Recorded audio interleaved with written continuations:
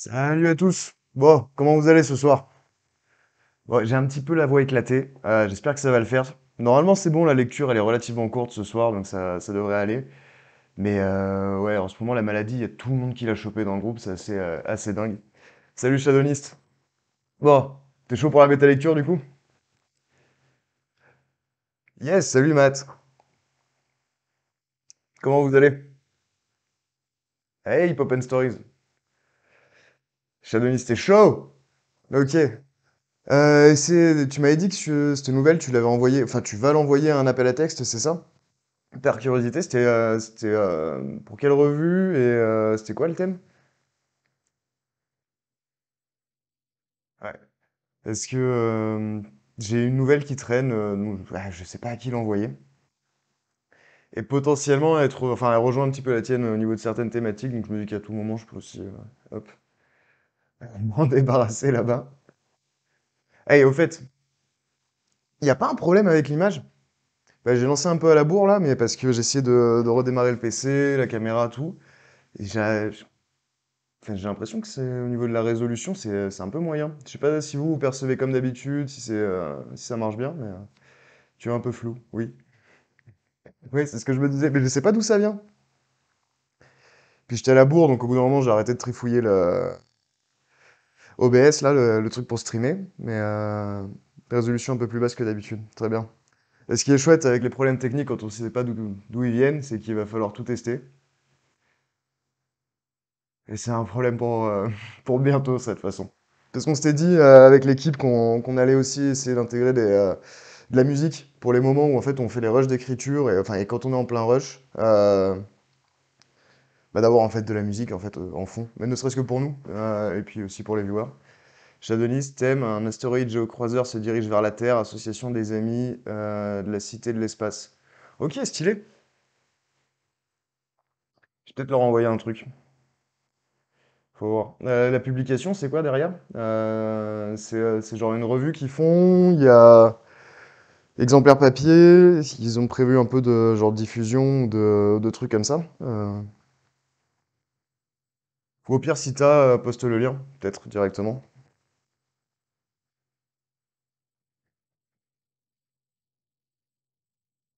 Parce qu'après, ouais, t'es directement dans le thème, hein, clairement. Il y a un prix, mais les détails, je sais plus. Ok, je verrai. Attends, je vais faire un peu.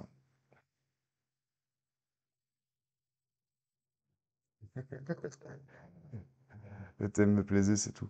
Ouais, je comprends. Et c'est vrai que moi, j'ai tendance à chercher un petit peu. Enfin, ça fait longtemps que j'ai plus participé à des appels à texte. Mais à l'époque où je faisais beaucoup ça, j'avais ce truc de chercher vraiment qu'est-ce que ça va donner le texte derrière. Est-ce que, enfin voilà, le type de publication, la gueule du recueil potentiel, combien d'exemplaires papier, qu'est-ce qu'ils ont prévu en fait pour essayer de le faire vivre un peu quoi. Mais bon, c'est vrai que là maintenant j'ai pas mal de nouvelles qui sont jamais sorties, qui traînent dans les tiroirs.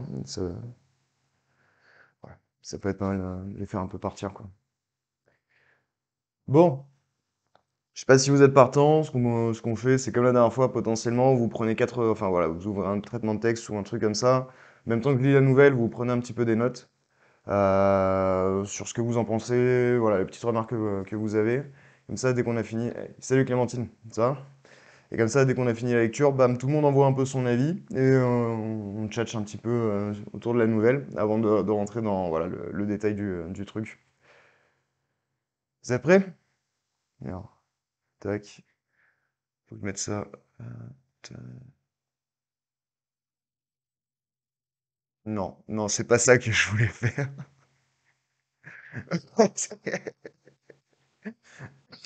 Pardon. Pourquoi il me laisse pas choisir ce con? Ah putain.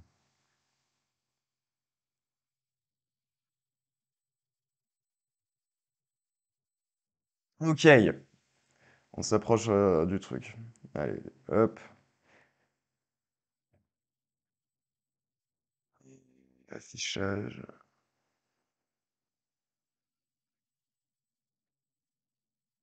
Maman, Maman, je passe à la télé. Ok. Yes.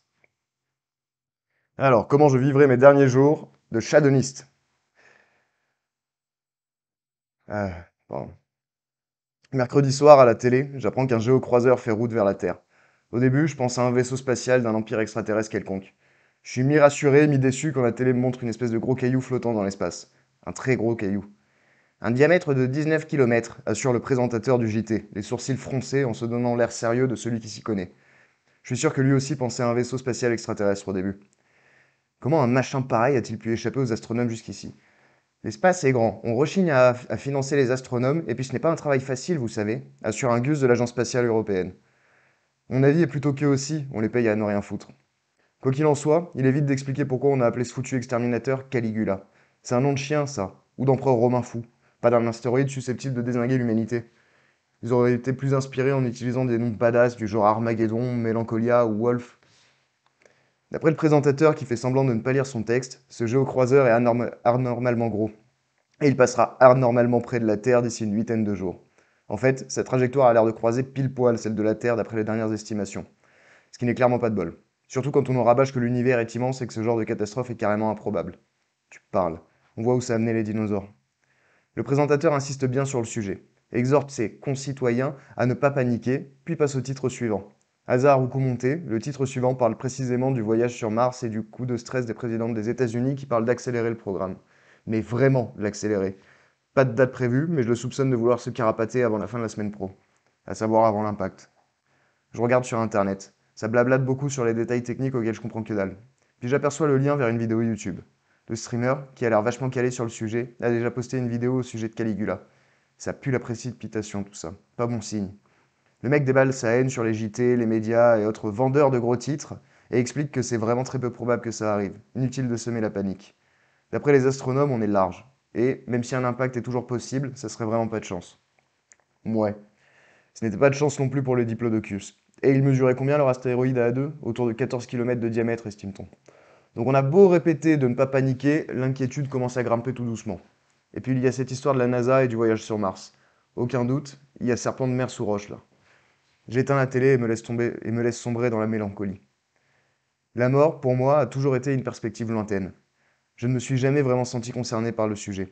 À part bien sûr cette fois où j'ai avalé une boulette de bœuf de travers, ce jour où un chauffard a failli me percuter sur le passage piéton, quand j'ai appris à nager, lorsque j'ai fait de la conduite accompagnée sur l'autoroute, à l'enterrement de ma grand-mère, après l'assassinat de mon personnage préféré de Game of Thrones, suite au décès de Michael Jackson et peut-être une demi-douzaine d'autres occasions. Mais là, avec cette histoire d'astéroïde exterminateur, c'est du concret. C'est de la mort de cinéma. C'est de l'apocalypse dont on parle. Merde. Et puis c'est plus difficile d'éviter un astéroïde qu'une Clio. Pas de panique, hein. Bah, de toute façon, j'avais une vie de merde. Heureusement, je suis ce genre de personne qui passe plus de temps à se demander ce qu'elle ferait si elle n'avait plus qu'un jour à vivre, qu'à vivre véritablement. Comme quoi, la procrastination, ça paye. Je sais exactement ce que je dois faire. Étant quelqu'un de prudent, j'attends toutefois d'avoir la confirmation de la collision pour me lancer. Jeudi matin, la nouvelle fait la une. Les scientifiques donnent davantage de détails. Ils expliquent que si un tel impact avait lieu, il anéantirait inéluctablement toute vie sur Terre. Ils ont toutefois pris le temps de calculer que Caligula tombera quelque part entre Paris et Madrid. Bon, ça règle la question alors. Pour faire bonne figure, je reste au taf ce jour-là, même si ma productivité avoisine le zéro absolu. Mes collègues ne sont pas en reste. Je les vois beaucoup graviter autour de la machine à café. Le chef de service, lui, est exceptionnellement en télétravail. On sait tous ce que ça signifie. S'il n'avait pas été déconnecté du chat, il aurait noté que les discussions ne tournent pas vraiment autour des parkings partenaires ni du bug qui a fait dérailler le site. Les acronymes en tout genre envahissent les discussions. NASA, ESA, USA, CNSA, et j'en passe. Tout le monde partage des articles expliquant grosso modo que les agences spatiales du monde entier négocient une collaboration pour au mieux éradiquer la menace, au pire évacuer la population vers les quelques hôtels de l'espace en orbite. Évacuer la population, mon cul. On sait tous le genre de personnes qui vont évacuer. Pas de souci, je n'ai pas très envie de vivre dans une boîte de conserve, flotter à longueur de journée ou devoir pisser dans un tuyau. Je lance ce que j'appelle le plan Armageddon. Première étape, consulter mon compte en banque. Parfait, il me reste 7528 euros et 13 centimes. Deuxième étape, vérifier le jour de l'apocalypse et annuler tous mes rendez-vous ce jour-là. En fait, annuler tous mes rendez-vous d'ici là. À commencer par l'ophtalmo. Rien que le fait de louper l'ophtalmo me réconforte de crever bientôt. Qu'est-ce que ça serait si ça avait été le dentiste? Troisième étape, dépenser. J'ai largement de quoi débourser 1000 euros par jour. Autant dire que je me fais plaisir. Vendredi matin, j'appelle mon boss pour lui dire que je suis malade. Je ne peux pas venir aujourd'hui. Et la semaine prochaine non plus, vraisemblablement. Quoi? Toi aussi? Tiens, les collègues ont eu la même idée que moi, visiblement. Bon, c'est pas grave, Quentin. Tu m'envoies ton certificat de médical dès que tu peux, hein. Ah oui, le certificat médical. Bah, compte là-dessus et bois de l'eau fraîche. Je serai en Thaïlande pour la fin du monde. J'essaie d'en apprendre plus au JT. La fameuse coopération entre agences spatiales mondiales ne se passe pas hyper bien. Les Européens accusent la NASA de vouloir tirer la couverture à elle, la NASA accuse la concurrence de chercher à l'évincer, et les Émirats arabes unis font une fixation sur leur hôtel de l'espace 6 étoiles auquel il ne manquerait plus que la salle de bal zéro gravité. Ok, on va sur le plan Armageddon alors. Le soir même, je prends un vol pour la Thaïlande. Comme par hasard, le prix des billets d'avion a explosé. Au fil des décennies, les compagnies aériennes ont progressivement baissé leurs tarifs pour rameuter les gens qui voulaient sauver la planète. Mais maintenant que cette histoire de dérèglement climatique appartient pour ainsi dire au passé, tout le monde veut partir le plus loin possible de chez soi, le plus vite possible, particulièrement les Français. Et pas que pour une histoire de point d'impact. Pour dire les choses très franchement, la Thaïlande me déçoit. Je ne saurais dire pourquoi j'ai toujours fantasmé sur ce pays, son exotisme, son temple d'Angkor. Non seulement j'apprends qu'en fait le temple d'Angkor se trouve au Cambodge, que des millions de touristes ont décidé de passer leurs derniers jours dans le même pays que moi, et même les habitants du tiers-monde ont entendu parler de ce taré de Caligula. Du coup, ils n'ont pas très envie de bosser pour des occidentaux capricieux qui ne parlent pas un mot de thaï. Ils n'avaient qu'à avoir une langue plus simple à comprendre, merde. J'envisage, bon gré mal gré, de retourner mourir en France, mais les pilotes ont décidé de faire comme tout le monde, à savoir de profiter de leur dernier jour. Je me retrouve ainsi piégé dans un hôtel décevant et bondé, dans un pays moins accueillant que prévu où je ne comprends personne. Comme il me reste de l'argent à dépenser, je décide de fréquenter les rares prostituées thaïlandaises disponibles. Les équivalentes de tapineuses de Boulogne. Niveau hygiène, service clientèle et tout, c'est pas top. Mais je me résigne avec une sorte de sens de devoir. À l'imminence de la mort, tout homme qui se respecte doit baiser autant que possible. C'est une question d'image. J'ignore si les fantômes se soucient de l'image, mais il ne faut pas prendre les choses à la légère. Et dimanche, à cause des meutes à Bangkok, je décide de renoncer à mes dégoûtantes excursions. Non sans un certain soulagement. Heureusement, ça capte les télés françaises à l'hôtel. Incroyable que des gens continuent à bosser par les temps qui courent. Mardi soir, 2 jours avant l'impact supposé, le présentateur du JT annonce que les astronomes ont refait leurs calculs. Eux aussi avaient un bug dans leur logiciel. En fait, l'astéroïde géocroiseur frôlera la Terre à 100 000 km. Dans la foulée, il informe que le président des États-Unis estimait que le voyage sur Mars, tout compte fait, n'était pas si urgent. Le streamer de YouTube s'empresse de tweeter: Ha ha, je vous l'avais bien dit, bande de cons. Merde. Ils sont relous avec leurs fausses alertes. Ça fait 3 fois qu'ils nous font le coup cette année. Dans la semaine qui suit, j'apprends que je suis viré, que j'ai le sida et que je suis pauvre. Toulouse, 7 décembre 2022. Ok, allez, go. Qu'est-ce que vous en avez pensé du coup?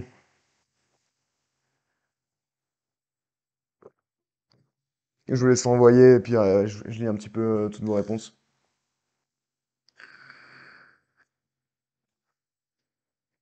Eh Matt, j'adore le rythme rapide et le ton, je trouve que le narrateur en première personne fonctionne très bien et accentue le côté ironique. Petit coup de cœur pour la chute. Ouais, grave, grave, grave. Il y a un truc très très bon. Surtout le côté de la narration au présent. C'est un point qui fait justement qu'il y a ce rythme rapide avec un ton léger et décollant. Et puis ouais, c'est marrant quoi. Clémentine, Pop and Stories, je sais pas si vous avez noté un petit peu des trucs.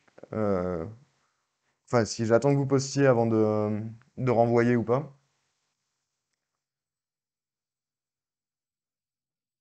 Bon, j'ai la flemme. Ok, ce que j'en ai pensé, bah, assez similaire à Malade, c'est vraiment fun.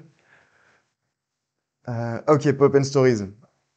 Bon rythme, le ton un peu décalé passe bien. Ça aurait été pas mal de remettre un peu de discours direct au milieu, comme tu l'as fait, je crois, au début.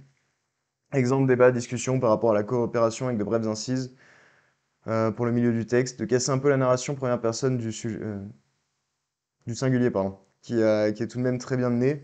La chute est cool, ouais. C'est vrai que ça serait pas mal. Euh, Après, ouais, il y a un truc que j'avais relevé, c'est que c'est en fait c'est une narration au présent, mais d'une histoire dont enfin la temporalité de l'histoire est au passé.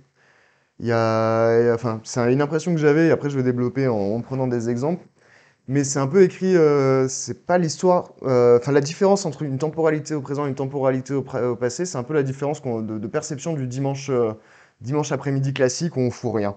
C'est-à-dire que le dimanche après-midi, dans la temporalité au présent, à un moment, je sais rien, on va aller pisser, on va se laver les mains, on va mettre une série, on va aller prendre un truc à bouffer, on se fait je sais pas comment ça s'appelle, un cappuccino, on est content, et puis la journée passe comme ça dans les accumulations de petites actions, sans qu'il y ait vraiment, enfin voilà, on vit le truc au présent. Et il n'y a pas d'éclipse en fait. Il y a vraiment cet enchaînement qui s'étire. Temporalité au passé, c'est pour ça que j'ai pris le dimanche après-midi, c'est qu'à la fin du dimanche après-midi, même s'il y a eu cette accumulation d'actions, on a vraiment ce côté de putain, mais qu'est-ce que j'ai fait aujourd'hui? Mais on n'est pas capable de se dire on a fait des trucs alors qu'on a rempli la journée, mais enfin, on n'a rien fait de concret. Et il y a vraiment ce truc, cette différence en fait dans une temporalité au passé va fonctionner beaucoup par ellipse. Alors que dans une temporalité au présent, dans une histoire, on va vraiment savoir plus cette accumulation d'actions, de ressentis, de trucs, bam, bam, bam. Et là, on a une narration au présent, mais une temporalité au passé, j'ai l'impression. C'est un peu comme quand on raconte une histoire à quelqu'un, on est comme ça, j'en sais rien, avec un copain, en disant, ben voilà, mercredi soir, j'arrive au bar. Tu me crois pas, il y a un tel qui est là. Et là, on entend en fait, c'est une histoire, la temporalité, c'est le passé, mais la narration de l'histoire, c'est le présent. Et je pense qu'on est sur un truc comme ça dans cette nouvelle. Qui fait que ça passe super bien parce qu'on a le côté méga dynamique du présent sans s'emmerder à avoir enfin, tous les trucs de remplissage d'une temporalité au présent. Ça me fait penser à la série Bref dans le rythme. Ouais, et ouais, exactement. Bah, c'est ça, c'est le même principe. Mais le truc, c'est que je suis pas sûr que Shadonis, t'avais ça en tête en fait en l'écrivant. Mais enfin, bah, je reviendrai un peu là-dessus après. Euh, Voilà, mais c'était, ouais, je sais plus pourquoi je suis parti là-dessus. C'est vraiment un des éléments que j'ai relevé et qui me semblait assez important pour que toi tu l'aies en tête, parce que c'est à mon avis un truc que tu as fait inconsciemment, mais je pense que c'est pas mal toi à la réécriture d'avoir voilà ça en tête de ah putain c'est ça le mode de narration que j'ai mis en place. Et comme ça en fait tu peux plus facilement le revoir, je pense. Mais sinon ouais, mais, méga cool, la chute est cool. Il y a Il y a vraiment les deux points que je vais soulever. Enfin, bah, tu as le côté de la temporalité comme ça. Mais les deux points que je voulais soulever après, et on va voir le détail, mais tout à la fin, c'est la question du fil rouge et de la psyché du personnage. En fait, le fil rouge et la psyché, c'est lié vraiment à l'avant-dernière phrase où il dit putain, c'est la troisième fois qu'ils nous font le coup cette année. Attends, mais le mec, c'est un malade. Genre, il envoie balader toute sa vie. Parce que, enfin, alors que c'est la troisième alerte d'apocalypse qu'on a en fait, que dans ce monde-là, genre c'est un peu fou. En fait, le truc c'est qu'il y a dans sa psyché, le gars en fait, il a un désir de mort très très fort. Il supporte pas sa vie, il est limite suicidaire, mais il a pas le courage de s'en rendre compte. Donc en fait, il prend la première excuse pour tout plaquer et attendre en fait la fin. Et ça, c'est super intéressant parce que c'est très subtil. Mais je pense qu'il y a moyen de le rendre plus percutant en établissant un fil rouge tout le long en fait, au travers à la fois le fil rouge en fait, c'est plus l'information que c'est pas la première fois qu'il y a une apocalypse et le fil rouge, c'est ce qui amène un peu la chute et qui va pas être visible à la première lecture nécessairement, mais qu'on va ressentir à la première lecture quand même. Et ce que j'ai appris derrière enfin, la psyché du personnage. Et mettre un peu plus des indices de son côté, un peu qui espère la mort et la fin de tout. Et même s'il y en a déjà un petit peu, peut-être un petit peu plus. Et comme ça, en fait, tu aurais potentiellement un truc où les deux se rejoignent vachement bien. Tout ça lié, pareil, avec la narration que tu as mis en place, je pense que ça peut faire vraiment un truc méga, méga percutant. Ou là, enfin, déjà en l'état, je la trouve grave cool ta nouvelle. Mais je pense que se rajouter ces petits trucs en plus, ça peut vraiment faire une grosse différence, quoi.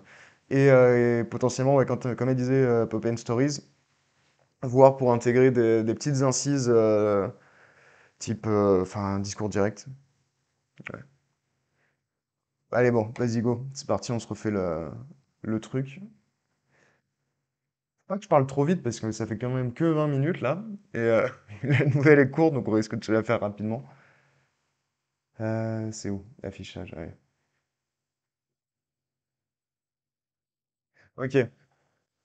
Euh, donc déjà, la question de la temporalité. Au début, j'ai marqué temporalité présent. Je dis, chelou de commencer comme ça. C'est vrai que dans le cadre d'une temporalité au présent, on dirait pas mercredi soir à la télé, j'apprends. On dirait plus, on est mercredi soir, je regarde la télé et tu vois un peu un truc plus comme ça en fait, plus dans l'immédiateté. Là, il y a vraiment un côté où, comme si tu racontais en fait à un copain l'histoire, genre mercredi soir à la télé, j'apprends que, enfin, tu devineras jamais. Mercredi soir à la télé, j'apprends que, et on est dans une histoire du passé. En plus, le thème. C'est une bonne idée les incises. En plus, le thème doit évoquer ça selon le règlement. Le thème doit évoquer quoi? J'ai pas compris ce que tu voulais dire. Désolé.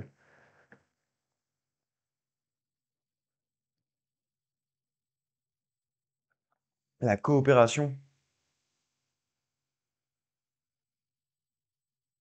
internationale. D'accord, ouais.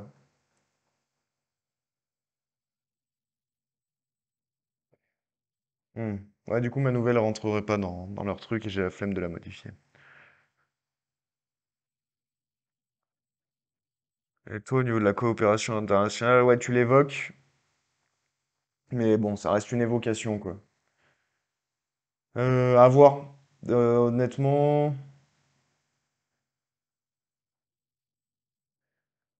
peut-être une petite incise qui parle de, enfin, au niveau, si tu veux vraiment, mais j'ai l'impression que les incises, elles auraient plus de valeur potentiellement à des moments clés. T'as déjà un petit truc comme tu fais au début avec les astronomes, machin, le mec du JT.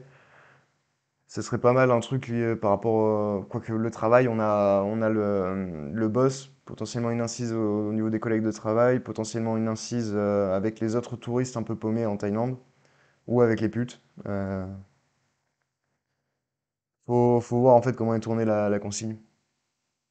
Après le passage avec les collègues, j'aurais dit aussi, ouais, pourquoi pas, et commencer à évoquer l'idée de la Thaïlande à ce moment-là. Parce que c'est un truc que j'avais relevé, c'est que la Thaïlande sort un petit peu de nulle part.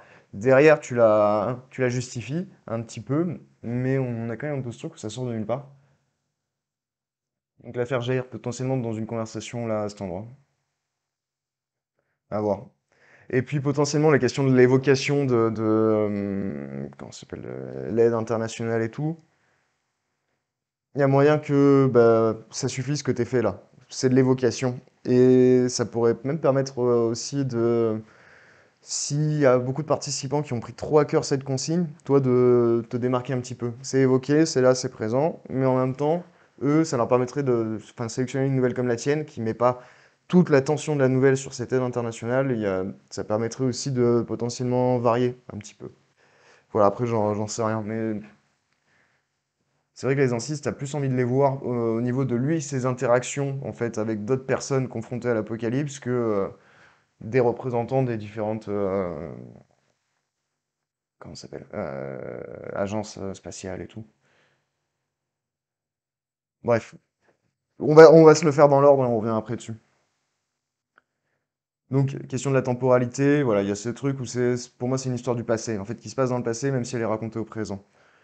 Euh, Ouais, pareil. Au début, je pensais à un vaisseau spatial. Ça, c'est une façon de dire qui a vraiment un côté où c'est, voilà, si tu racontes en fait ce qui s'est passé, même si tu le racontes au présent. Donc bon, ça on a déjà discuté. Et on en reparlera à la fin. Ici, ouais, alors ça c'est un détail, mais on les paye à ne rien foutre. J'ai l'impression que au niveau de l'oreille, mon avis est plutôt qu'eux aussi, on les paye à rien foutre. Surtout que c'est un peu vulgaire, donc ne pas intégrer enfin oublier voilà le nœud ici. Je pense que ça marche mieux.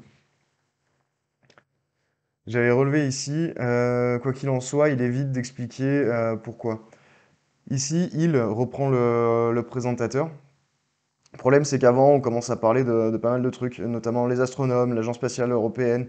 Quand tu as un pronom comme ça qui intervient, on a tendance à aller chercher juste au-dessus, en fait, à qui ça fait référence. Là, dans le contexte, on comprend que c'est le présentateur. Mais si tu veux éviter en fait un effort de réflexion pour le lecteur, pour qu'il reste bien immergé en fait dans ce qui passe, tu peux dire quoi qu'il en soit, le présentateur évite d'expliquer pourquoi on a appelé ce foutu exterminateur Caligula. Ben, ça marche bien, je pense. Ça marche mieux, je pense.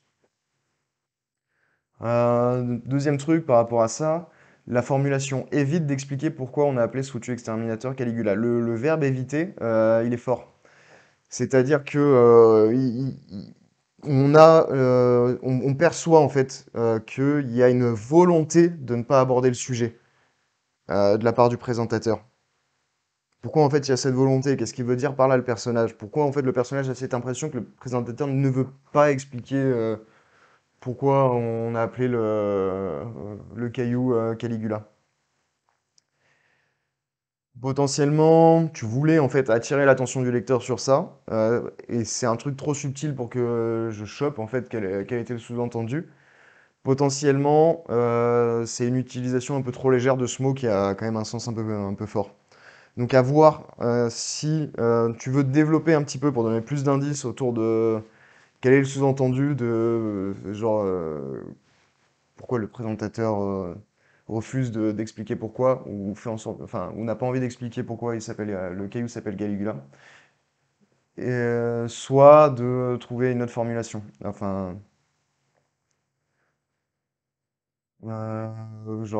quoi qu'il en soit, le présentateur oublie d'expliquer pourquoi on a appelé ce foutu exterminateur Caligula. Ça se trouve, il le sait même pas. Point. C'est un nom de chien de ça, et puis voilà, ça remballe. Mais il y a vraiment un truc fort avec le verbe éviter qui fait qu'on s'interroge là. Genre, pourquoi? Ok, donc la question de la psyché du personnage plus le fil rouge. On est où? Tu parles, on voit où ça a amené les dinosaures. J'aurais mieux fait de dire ne prends pas la peine, par exemple. Ouais, un truc dans le genre. Parce que éviter, il y a vraiment, enfin, ou peut-être c'est que moi qui le perçois, mais il y a vraiment ce truc où on perçoit en fait une volonté de la part du présentateur de ne pas aborder ce sujet.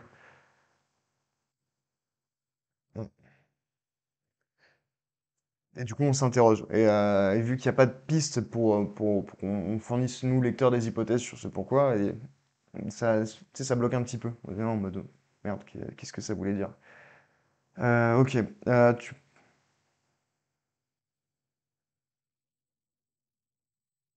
à savoir avant l'impact. Pam, pam, pam, pam, pam, pam. Pardon. Ah, ok, c'est ici.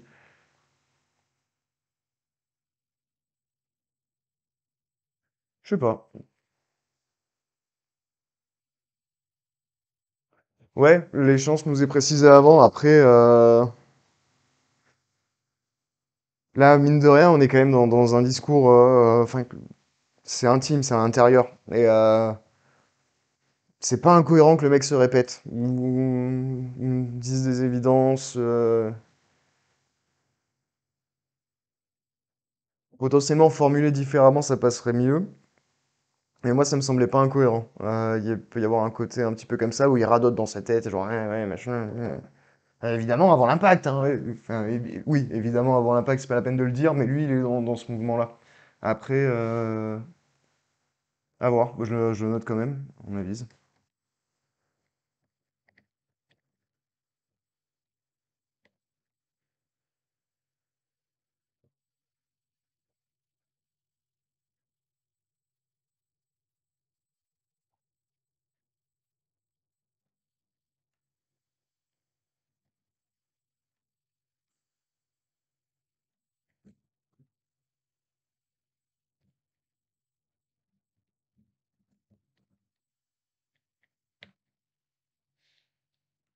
Ouais, il y a les infos.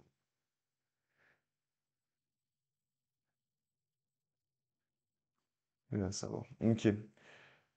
Voilà, donc là, moi, je proposais ici de commencer à. Où est-ce qu'on en est? Ouais. Tu vois, des petites remarques comme ça qui établissent un fil rouge. Genre, tu parles, on voit où ça a amené les dinosaures, point. Et clairement, cette fois-ci, c'est la bonne. T'as un truc comme ça où t'as le lecteur, première lecture, il va pas faire gaffe. Mais ça va builder un truc dans sa tête, dans l'arrière de son crâne, qui va faire que la chute va avoir plus de punch. Clairement, cette fois-ci, c'est la bonne.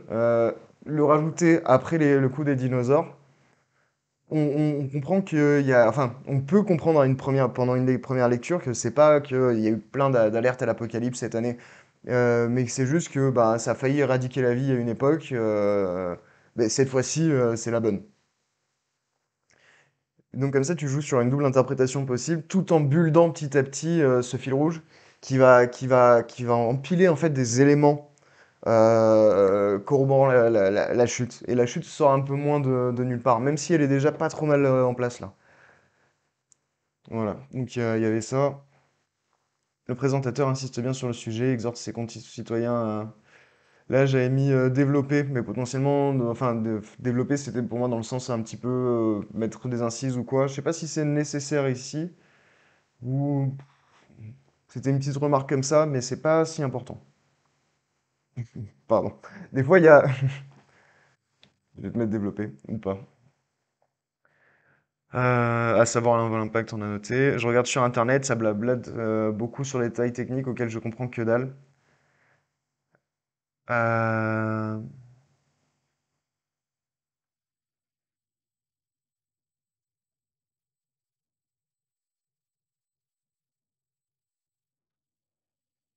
Ok, j'ai remis développer là sur la question de l'internet, mais c'était avant que je fasse ma. Pardon. En fait, j'ai fait la bêta lecture en deux fois. Du coup, j'ai fait trois lectures.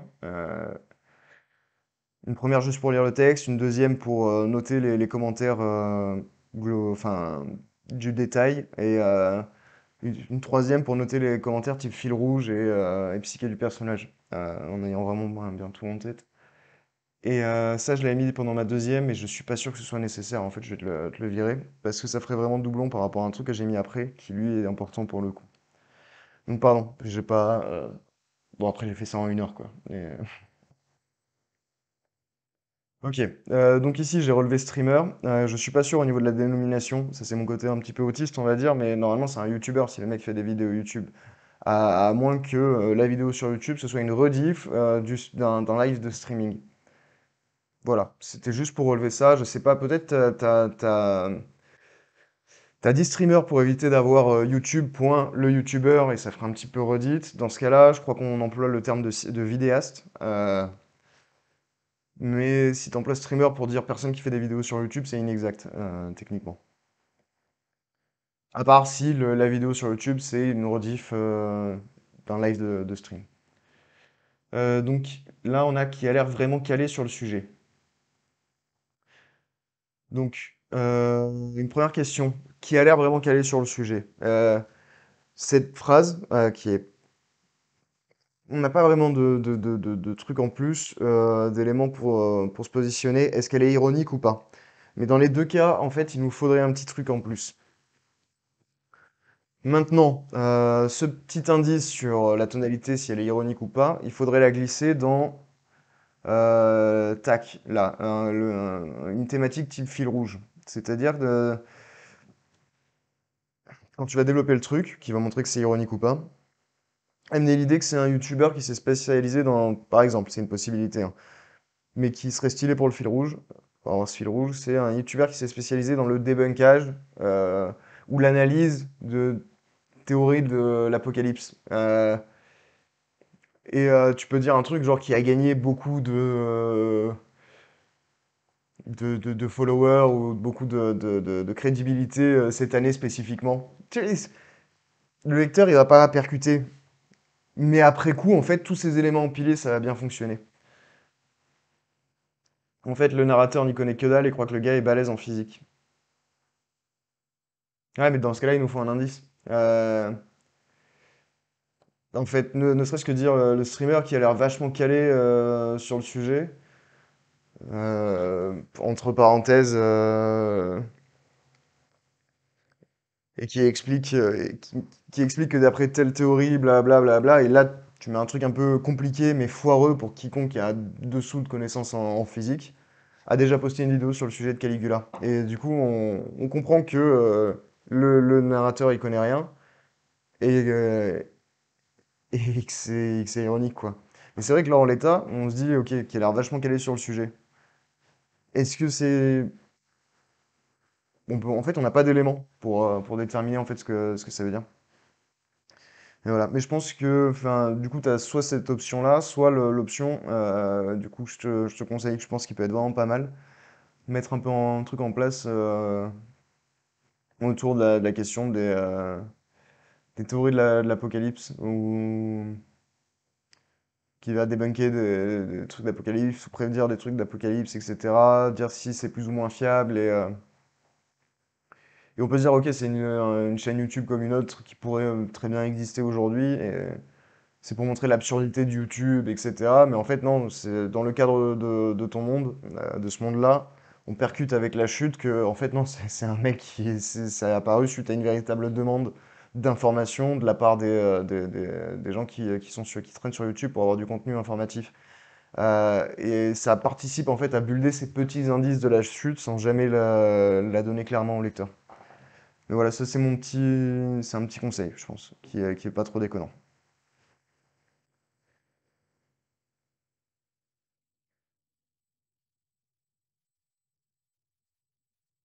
Ouais, voilà, là ce que je montrais, c'est pas un truc c'est juste qu'il va dans un certain sens. En fait, on sent, mine de rien, à la relecture que ton personnage, il a envie qu'il y ait l'apocalypse. Il veut y croire.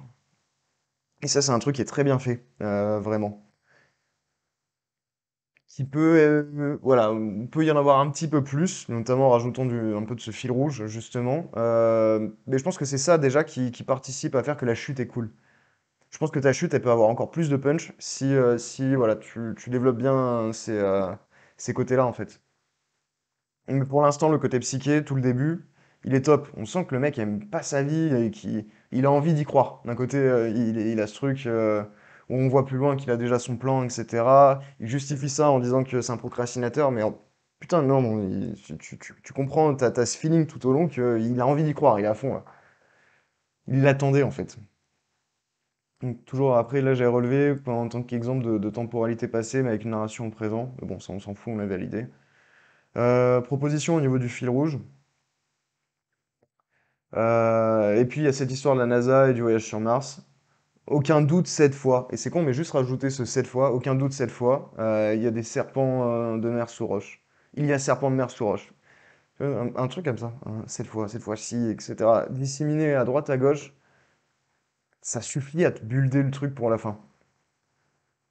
Euh, Pareil, là j'avais relevé ici, j'éteins la télé, il me laisse sombrer dans la mélancolie. Le fait que je me laisse sombrer dans la mélancolie, il y a vraiment un côté où il a du recul. Et c'est soit un mec qui est méga sage, c'est pas le cas, soit un mec qui raconte l'histoire au passé, en fait. Et c'est vrai que c'est cette narration, maintenant que enfin, je viens de percuter un truc, mais cette narration d'un événement passé, enfin, d'un événement passé, mais au présent, avec enfin, un temps des verbes au présent, marche super bien avec la chute. C'est méga cohérent parce qu'en fait, c'est un événement passé, si effectivement, il pourrait pas le raconter s'il n'avait pas survécu. Mais en même temps, au début, on a le présent et on a ce truc bah, on l'associe normalement à une temporalité présente. Donc, et c'est que au moment de la fin que ça se rejoint vraiment et que voilà, ça boucle le tout. Donc non, je pense que c'était pas volontaire cette narration-là, mais elle est super élégante par rapport à comment est foutue ta nouvelle. C'était vraiment le bon choix. Donc, voilà, petit truc à part.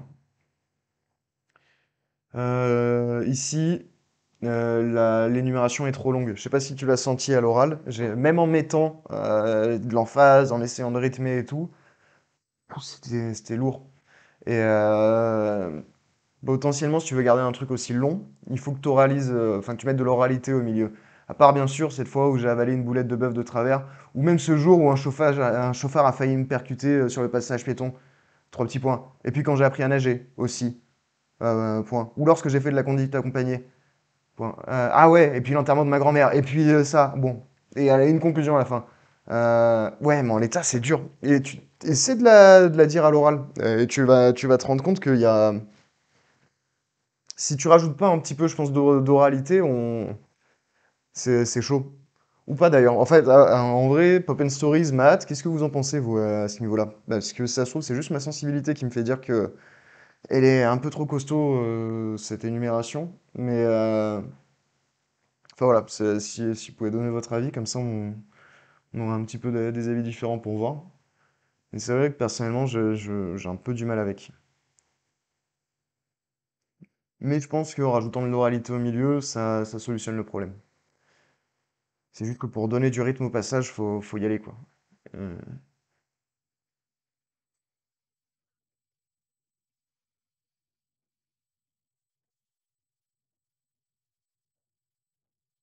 un poil long pour toi?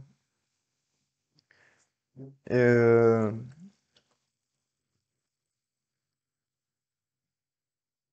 Ouais, c'est ça. En même temps, c'est vrai que c'est cool. Ah, mais c'est pour ça, je pense sincèrement que, enfin, faudrait tester en rajoutant de l'oralité au milieu. Comme tu avais au début, le bien sûr. Tu vois, des petits éléments comme ça, un petit peu, qui vont rythmer. Rester dans le flux de sa pensée. Ouais, voilà, c'est ce que je me disais aussi. C'est juste la structure. Après, la structure est cool, là. Elle est implicite, mais elle est cool. Je pense qu'il faut vraiment rajouter ces petits mots au milieu qui portent l'oralité et donc vont donc rythmer. Ok, on continue. Mais là, avec cette histoire d'astéroïde exterminateur, c'est du concret, c'est de la mort de cinéma, c'est de l'apocalypse dont on parle. Merde. Très très chouette. Plusieurs trucs. Déjà, je pense sincèrement qu'il faut une majuscule ici. Parce que juste avant, on a un truc. Enfin, c'est ça que j'ai trouvé génial. Mais je pense qu'il faut le préciser. Juste avant, euh, le C, ici, c'est pas un truc qui va faire C. Putain. Comment. Alors, j'ai plus les notions de grammaire précises en tête pour pouvoir développer le truc. Mais ce C, il n'a pas valeur de égal, il a valeur de appartient à tel genre de truc, de la mort de cinéma. Et derrière, on a les exactes mêmes syllabes, c'est de là. Mais ça n'a plus du tout le même sens parce que c'est pas une valeur de égal, c'est une valeur de définition. Et c'est de l'apocalypse qu'on parle. C'est de la vraie apocalypse. Et du coup, c'est génial d'avoir ce passage. C'est de la mort de cinéma. C'est de l'apocalypse dont on parle. Merde. Je pense que ça percute beaucoup plus et on le perçoit mieux vraiment ce truc avec un A majuscule. Parce que naturellement, la dernière proposition, on va la lire en mode. On a envie de la lire selon le même mode que la proposition précédente, c'est-à-dire non pas un et qui a valeur d'égal, mais un et qui a valeur de appartient. Enfin, et de. Donc voilà, il y avait juste ce truc, mais super stylé. Vraiment trouvé ça. Et du coup, je proposais, mais là, c'est vraiment pas sûr. Parce que c'est de l'apocalypse dont on parle. Merde. Un truc où tu rajoutes la vraie. C'est de l'apocalypse dont on parle. La vraie. Merde. Mais j'ai peur que ça rallonge le passage qui est déjà top en lui-même. Mais c'était voilà un petit exemple de comment rajouter des petits éléments qui bullent le truc à la fin. Mais en soi, en termes de rythmique, mais là avec cette histoire d'astéroïde exterminateur, c'est du concret. C'est de la mort de cinéma. C'est de l'apocalypse dont on parle. Merde. Ce paragraphe, il est vraiment chouette. Donc voilà, bref. À voir si ça vaut le coup de rajouter pour la question du fil rouge la vraie au milieu ou pas. Pas sûr, hein. Parce qu'en l'état, le rythme est top.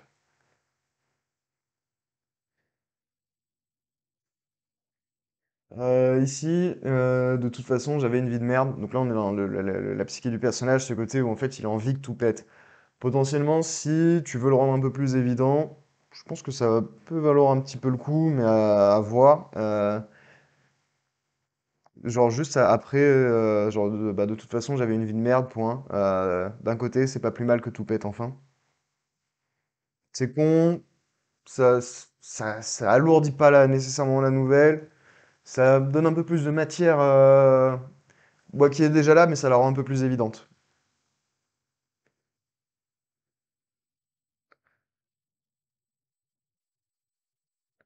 C'est de l'apocalypse qu'on parle. C'est de l'apocalypse.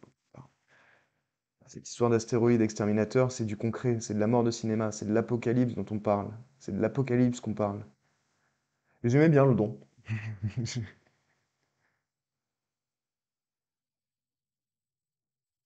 Et je crois pas que ce soit un problème.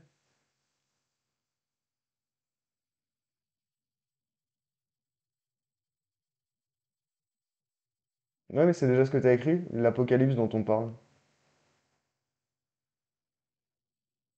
Open Stories, de toute manière, il faut sauver les dons. Oui. Après, au niveau des règles, je me rappelle plus exactement, mais je sais qu'il y a un truc qui est dérivé du. C'était quoi? C'est le latin et don, c'est enfin que c'est lié au genre, enfin à l'accusatif. Don, c'est lié au datif. Ça existe le datif? Je sais plus. Mais en bref, de COI. Et où est-ce que je pars là? On s'en fout, ça a l'air de marcher. Franchement, ça semble marcher. C'est le pronom relatif dans tous les cas, donc c'est ok, non? Il a la même valeur que le relatif. Pas exactement la...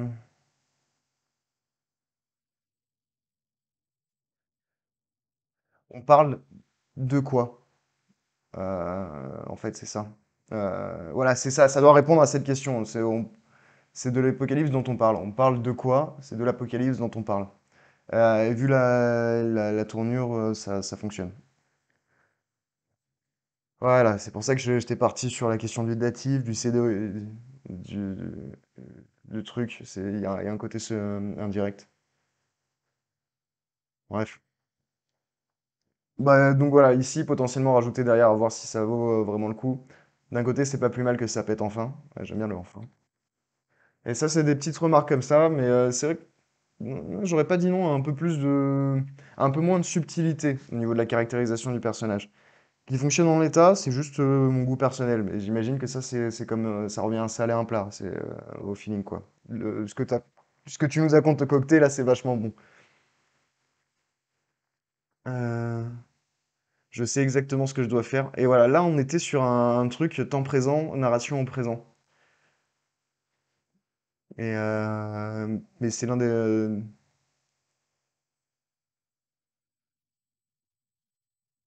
Du coup, je sais pas en fait si ça vaut le coup à ce moment-là de mettre limite un truc. Ben, à ce moment-là, virgule, je sais exactement ce que je dois faire.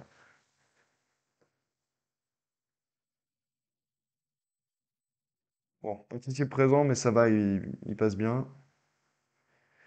Donc ça, c'est juste ouais, la question des temporalités pour les soulever. Mais ça, c'est les machins que j'ai notés en fait pendant ma deuxième lecture, le moment où j'ai commencé à mettre les commentaires, ce qui m'a permis d'avoir voilà, une meilleure vue globale du truc.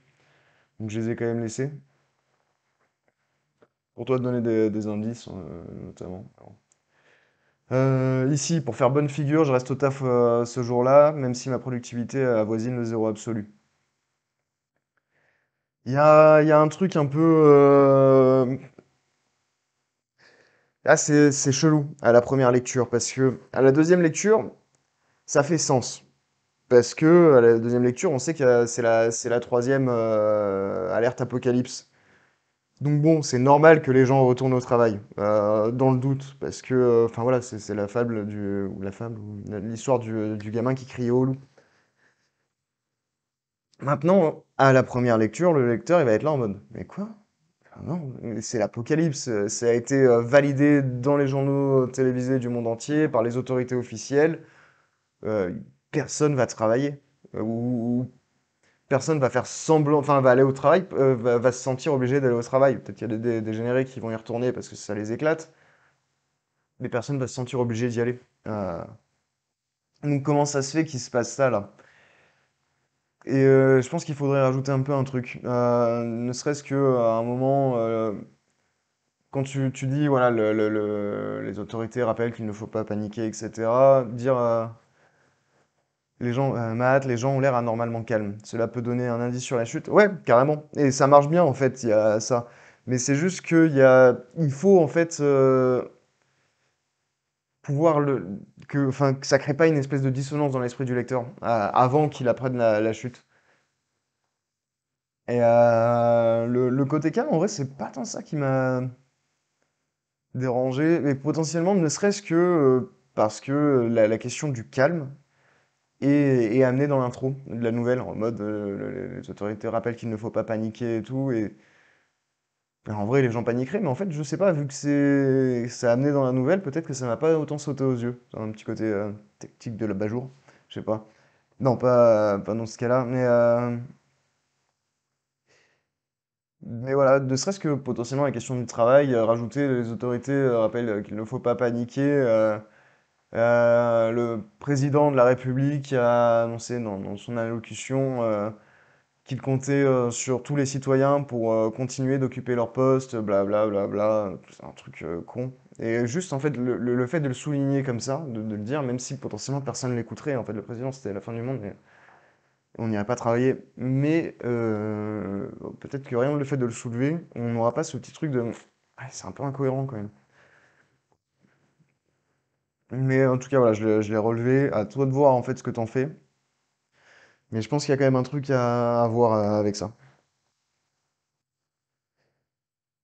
Ici, je notais simplement 2 points, parce que au niveau du rythme, c'est chaud. Je sais que quand je l'ai lu, j'ai dû le lire comme ça. Tout le monde partage des articles expliquant grosso modo que les agences spatiales du monde entier négocient une collaboration pour, au mieux, éradiquer la menace, au pire, évacuer la population vers les quelques hôtels de l'espace en orbite.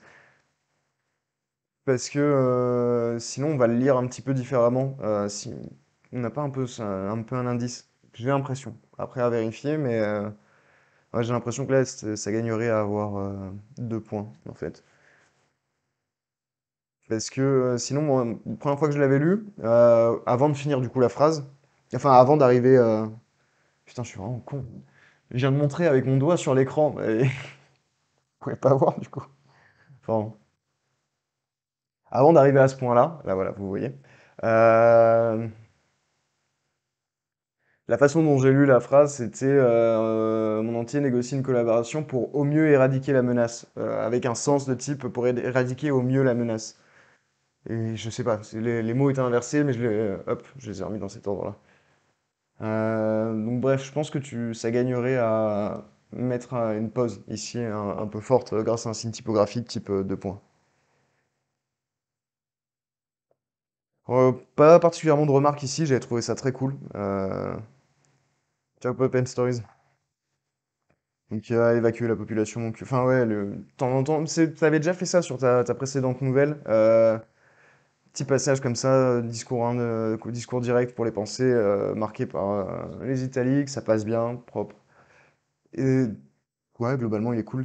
Merde, ce passage est cool. Et ici, on est sur une temporalité présente, mais de la même façon que des fois, on peut écrire au passé et on va faire un présent de narration. Bam, d'un coup, ça redynamise, etc. Et du coup, ça marche super bien. C'est pour ça que je l'ai relevé. Mais c'est vrai que un ou deux trucs comme ça en plus, ça peut être pas mal. Ça peut un petit peu rajouter à ta nouvelle, comme elle disait Pop and Stories. Voilà. Donc là, on arrive un petit peu sur les endroits où je pense qu'il y aura un peu plus de boulot. Ouais. Déjà, la question de la Thaïlande. D'où ça sort en fait la Thaïlande? Pourquoi ce mec il a un truc autour de la Thaïlande? C'est une question que tu dois te poser et je pense que tu te l'es pas posée. Tu sais, j'ai pas l'impression que tu saches vraiment pourquoi ton personnage il veut aller en Thaïlande. Ou alors c'est trop subtilement amené pour qu'on le voit en fait. Mais voilà, il y a déjà ça. Ça, c'est un premier point. Et on va revenir dessus après parce que c'est assez central, mine de rien. Mais il y a cette question de pourquoi la Thaïlande? Euh, ouais, on peut voir.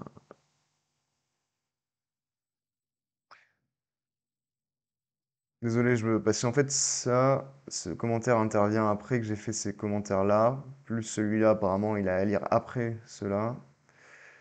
Donc je me retrouve un petit peu dans mes notes. C'était une impro totale. Ouais, mais c'est le feeling que j'ai eu.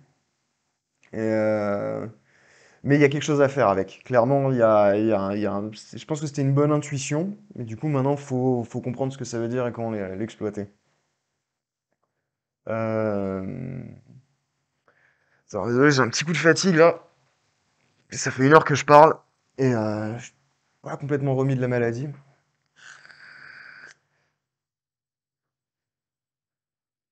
Bon, en gros, je vais arrêter de lire et je vais un peu plus parler comme ça. Ok. Peut-être un court passage où le narrateur réfléchit où aller. Ouais, peut-être. Et ça peut intervenir dans potentiellement une des incises dont est parlé Pop and Stories, au moment où il y a les discussions entre collègues, si jamais chez Denis c'était chaud de faire ça. Pourquoi pas la Thaïlande? C'est beau la Thaïlande, non? Ouais, effectivement. Après, il y a un truc autour des... c'est con, mais des prostituées. Et il faut, je pense qu'il faut l'intégrer. Cet aspect-là, en fait, c'est cette thématique-là.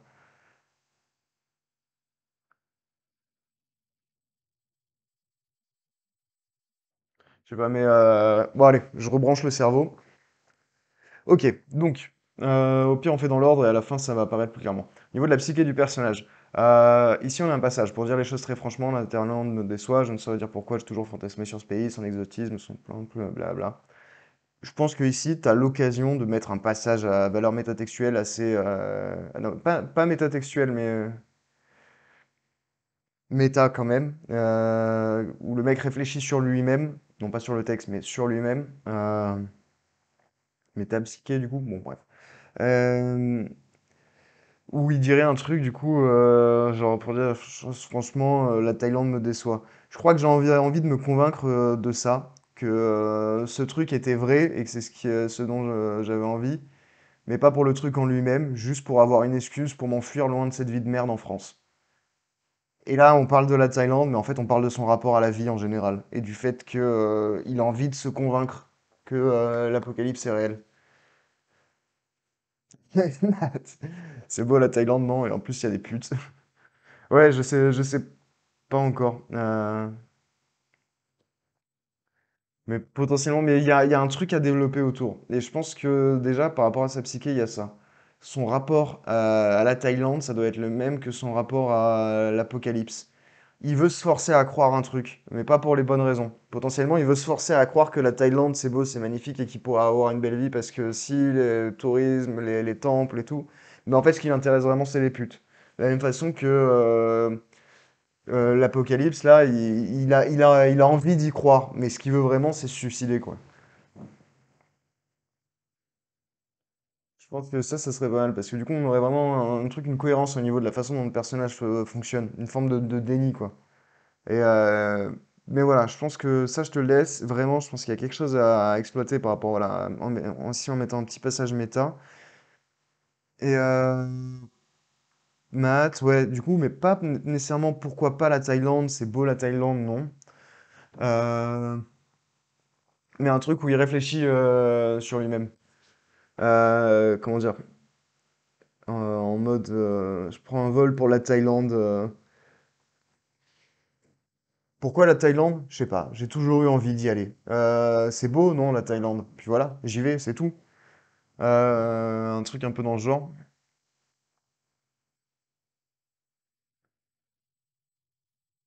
Mais en tout cas, ouais, là, j'avais mis à développer plus.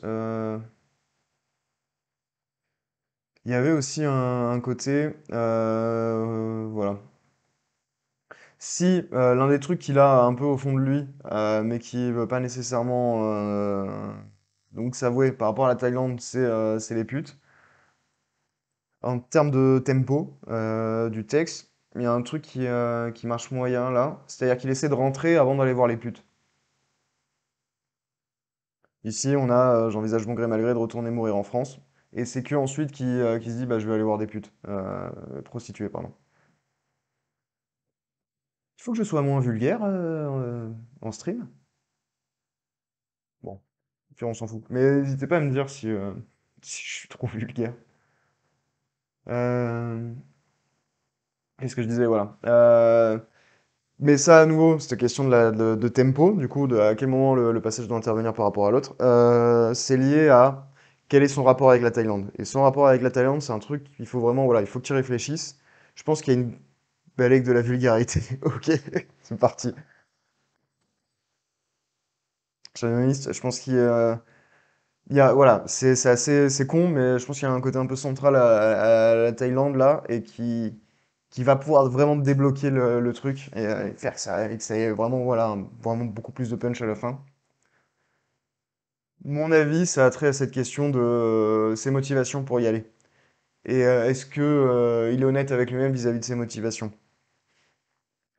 Du coup, bon, je t'ai proposé ça, l'idée qu'il n'est pas honnête avec lui-même vis-à-vis de ses motivations, que ses motivations en vrai, c'est potentiellement les putes, que Parce que ça permet de faire un moment où il y a le passage de la déception, le petit passage à valeur méta, où il explique le truc, mais en fait ce qu'il explique c'est son rapport à l'Apocalypse. Donc on a le lien avec la fin. Et en plus ça permet ouais, de rester dans la cohérence du personnage qui est dans ce déni en fait, qui voudrait se suicider. C'est pas, enfin, et c'est pour ça qu'il croit à tel point à cet apocalypse bon, c'est quand même la troisième alerte quoi. Et si tu pars là-dessus, il faut par contre intervertir le moment où il cherche à rentrer chez lui et le moment où il va voir les putes pour la première fois. Et potentiellement, ce que tu peux faire à partir de là, c'est avoir un côté où tu développes un petit peu ici. Du coup, ils n'ont pas envie de bosser pour les autres silentaux capricieux et tout. C'est la merde. Potentiellement une incise type de dialogue, comme proposé Pop and Stories, qui enchaîne vers lui qui essaie d'aller voir les putes. Mais les putes, c'est des travailleuses. Du coup, bah, comment dire, les jolies putes, il en trouve pas. Donc il est dégoûté. Donc il essaie de retourner mourir en France. Il peut pas. Donc qu'est-ce qu'il fait? Bah, il va voir les putes qui sont toujours là, qui travaillent toujours, on sait pas pourquoi. Potentiellement c'est des drogués ou il y a un truc comme ça. Et elles ont quand même toujours besoin d'aller choper leur drogue, enfin leur dose, et elles baissent contre des doses de drogue. Après en Thaïlande, la drogue c'est hardcore apparemment, donc pas sûr que les prostituées soient toutes droguées. C'est pas les États-Unis quoi. Pas sûr que toutes les prostituées états-uniennes soient droguées. Je m'y connais pas beaucoup en prostitution, du coup. Mais la drogue non plus, je m'y connais pas beaucoup. Mais je sais qu'en Thaïlande, la drogue, c'est pas bien. Et que, enfin, c'est chaud d'en avoir. Bref. Euh, Donc, il y avait quoi? Ouais, tout ça, en fait, là, c'est des détails par rapport à ce que je viens de dire. Il y a notamment cette question que j'ai sous-entendue un peu plus haut, où tu dis que les travailleurs, ben, maintenant, ils sont bat les steaks des Européens, ok, mais ouais, c'est sous-entendu là. Mais comment ça se fait que les travailleuses du sexe sont, enfin, que les rares prostituées, enfin, qu'il y a encore quelques rares prostituées disponibles? Comment ça se fait qu'il n'y en ait pas enfin, qu'elles aient pas toutes arrêté de travailler? C'est un petit truc en fait, mais après le passage genre niveau hygiène, service client et tout, c'est pas top. Mais je m'y résigne avec une sorte de sens du devoir, blabla. Ça c'était cool. Ça j'avais bien aimé. J'étais pas fan de le dimanche à cause des meutes. Je renonce à mes dégoûtantes excursions, non, sans un certain soulagement. Il y avait un truc qui sortait un petit peu comme si tu savais pas comment faire arrêter en fait ce truc, le faire arrêter à ce personnage de continuer à voir les prostituées. Et, c'est bizarre. Pour moi, ça fonctionnait. Bof. Si tu veux conserver ça, faut le développer, qu'on y croit un peu plus. Sinon, potentiellement partir sur autre chose. Ou genre, peut-être il a plus d'argent. J'en sais rien. Euh, Tac, incroyable que des gens continuent à bosser par les temps qui courent. Pas mal, mais ça intervient trop tard comme technique de l'abat-jour. Et sinon, globalement par rapport à ça, mardi soir, 2 jours avant l'impact supposé, là, pour moi, enfin, ça marche bien, mais il y a une opportunité manquée de juste développer un petit peu l'espèce d'ennui existentiel total du mec qui est parti pour faire une espèce de fiesta de fin du monde, qui se retrouve où, genre, bah, il n'y a pas de fiesta parce que personne est là pour le servir un petit peu, où peut-être à ce moment-là, il a plus d'argent, et en fait, il se fait chier dans son hôtel à Bangkok à regarder les infos françaises, mais c'est terrible. C'est de la merde. Tu vois, vraiment, d'insister là-dessus, ça pourrait être cool parce que t'as réussi à créer je veux dire, un cadre là où, genre, on prend la photo du truc et on se dit, bah merde alors, quelle vie de merde. Et c'est dommage du coup de pas exploiter ça en fait, parce que c'est vraiment stylé dans toute cette thématique.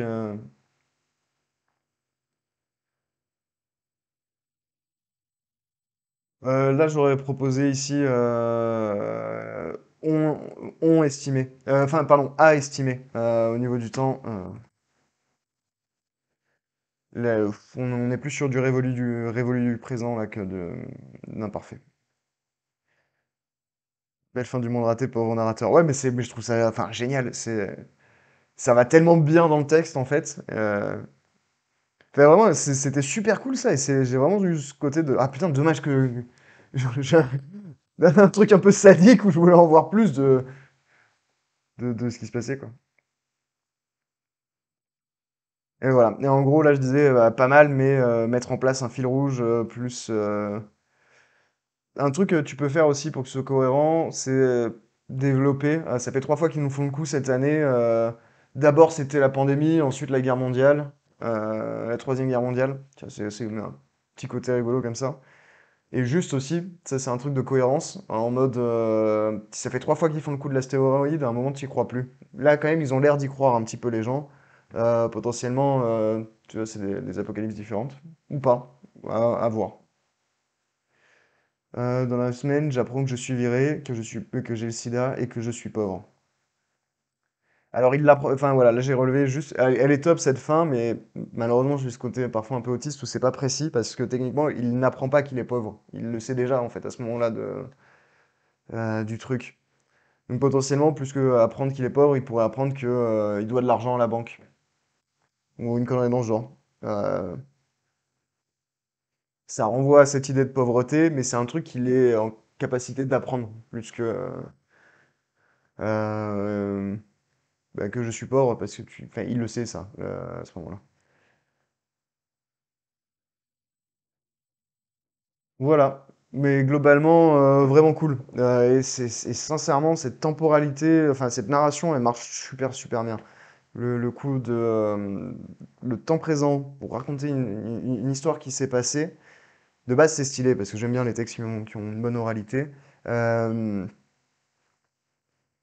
mais là, en plus, avec cette chute, c'est génial. Parce que techniquement, si le monde s'est éteint, on peut pas raconter une histoire qui s'est passée. Enfin, le narrateur n'existerait plus. Ce narrateur, du moins. Mais là, il peut le faire ça. Parce que, il n'y a pas eu la fin du monde. Et du coup, c'est vraiment, vraiment élégant, j'ai trouvé. Voilà, franchement, pour moi, il y a vraiment cette question de la Thaïlande. Pose-toi la question. Il y a une opportunité de faire un truc là qui est assez dingue par rapport à la cohérence du personnage et la cohérence du développement de la nouvelle. Euh, Intégrer voilà, ce petit travail de fil rouge tout au long de la nouvelle. C'est vraiment des petits détails, mais ouais, qui vont charger le coup pour que la chute, quand elle arrive, elle claque. Euh, Potentiellement, si tu as la fois insérer les petites incises de dialogue, comme il disait Open Stories, c'est pas con ça. Et il a parlé du coup de la Thaïlande là. Et voilà, c'est tout, hein. Non, bah, je reparle de la Thaïlande parce que c'est vraiment aussi central. C'est le point où ça pêche un petit peu là. Et c'est pas, voilà, tu sais pas pourquoi tu l'as mis.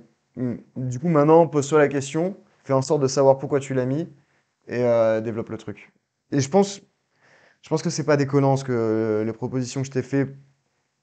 Après, à toi de voir quelle direction tu veux donner à ta nouvelle, mais j'aimerais j'aimerais bien j'aimerais bien lire cette version-là que je t'ai proposée. Merci, ok, je verrai avec la Thaïlande et le fil rouge, vous m'avez donné des idées. Et bah cool. Je t'envoie le doc avec les commentaires si tu veux après. Tac. Voilà.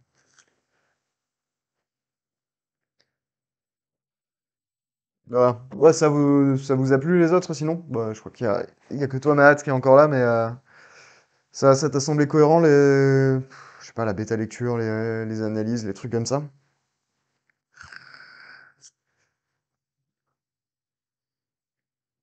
La semaine prochaine d'ailleurs, si je reçois pas d'autres nouvelles d'ici là, je ferai la deuxième que tu m'as envoyée, dont j'ai oublié le nom. Du coup, voilà, pas le dernier Morito, l'autre.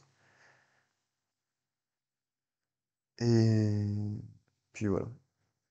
Ouais, est-ce que au fait t'as pu commencer à bosser un petit peu sur le dernier Morito depuis?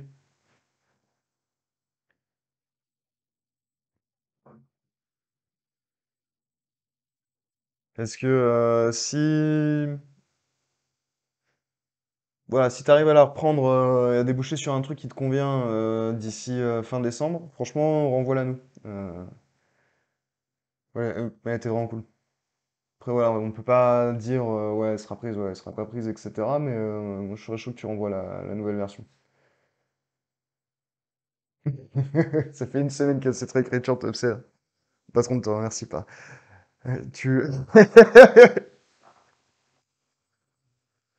Pardon. Mais ça me fait plaisir après aussi, du coup. Euh, Tu lui présenteras mes plus sincères excuses à l'occasion, du coup.